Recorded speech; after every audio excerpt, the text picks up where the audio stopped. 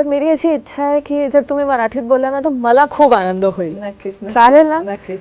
तर पहिले मला सांगा, तेव्हाची दीप्ती आत्ताची दीप्ती कुठली जास्त चांगली आहे? आताची दीप्ती. कुठली जास्त कॉन्फिडेंट आहे, आत्ताची की आताची दीप्ती. कुठली क्वालिटी तेव्हाच्या दीप्तीमध्ये नव्हती आणि आताच्या दीप्तीमध्ये ती आहे? आता जी म्हणजे सर्जरी नंतर जी दीप्ती बघा ना, बॅक टू रिटर्न ती झाली ना, तर 0 वरनं परत 100 परत 100 आहे. ग्रेट.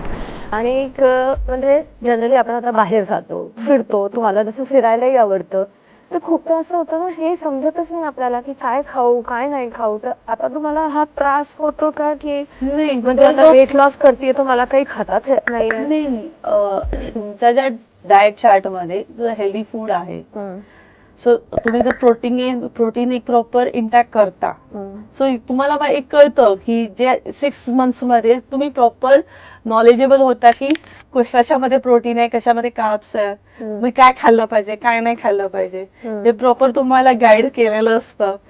त्यामुळे तुम्ही बाहेर गेल्यावरतीही तुम्हाला काही कुठल्या गोष्टीचं असं हे नाही येत की अरे हे खाऊ का ते खाऊ का. हा यु नो दॅट हे कार्ब्स आहे, मला नाही खायचं. तर ह्याच्यामध्ये प्रोटीन आहे, तर मी पनीर खाऊ शकते, पनीर भुर्जी खाऊ शकते. कमी ऑइल आपण सांगू शकतो की बाबा मला लेस ऑइल मध्ये बनवून दे.